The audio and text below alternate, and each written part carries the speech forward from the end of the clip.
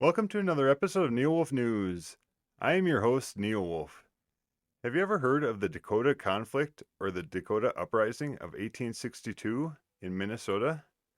An event that changed the landscape of Minnesota and forced the Dakota people out of the state and into Nebraska and South Dakota?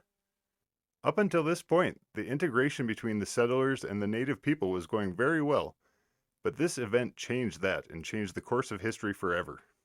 In this episode, I want to talk about how it was that I discovered and learned about this event and set the stage for what was to come. So let's get right into this. So I first learned about the event in 2008 when I decided to dress up as Abraham Lincoln to go out for Halloween. And while I was out that night, I met a Native American woman who recognized that I was Abraham Lincoln and came up and told me that her people do not like him very much. And that surprised me because I thought most people did like Abraham Lincoln and appreciated what he did. But she told me that he was responsible for the killing of her people. And I did not know anything about that. And then, a year or two after that, when I was going around visiting various state parks around Minnesota, I went to the Fort Ridgely State Park along the Minnesota River. And when I was there, I saw that there was a monument that was erected in commemoration of the Dakota conflict of 1862. And I can recall when I was hiking around the state park that I had had an intuitive feeling and I could sense that there was a battle that had happened there and that it was the native people against the white settlers.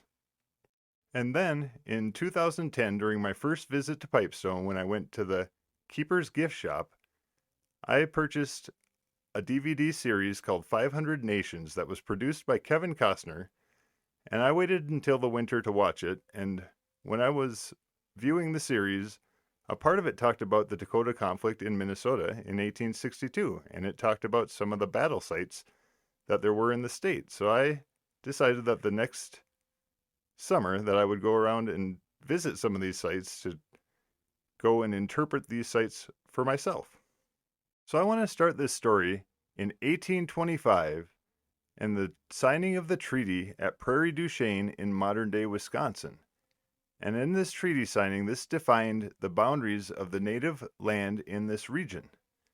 And then over the course of years, there were many broken treaties, and the U.S. government had purchased up much of the native land, and the Dakota people were left with just a small strip of land on the south shore of the Minnesota River. And they had two main communities within their land known as the Lower Sioux Agency and the Upper Sioux Agency. So the native people were becoming more and more dependent on the U.S. government for their food and their supplies. And with the Civil War, this caused their delivery of supplies to be delayed. And they had a poor harvest in 1861, followed by a very harsh winter. And then in the summer of 1862, cutworms destroyed most of their crops, and so the people were becoming more and more desperate to try to find food and resources in order to feed their families, and they were getting to be on the verge of starvation.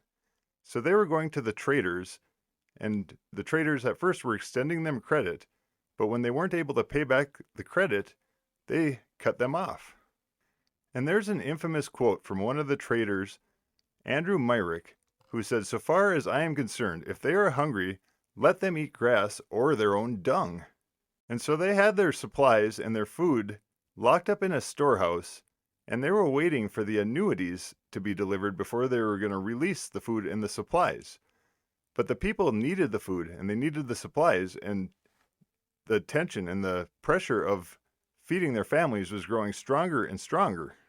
And so this brings us up to the middle part of August in 1862, when this event was about to begin, and I'm going to get into the details of this conflict in the next episode. So if you like content like this, follow us on social media at Neowolf News, and I'm on Brighteon, BitChute, Rumble, YouTube, as well as Gab, Twitter, Facebook, and Parler, now that Parler's back. So thanks for tuning into this episode, and we'll see you again soon.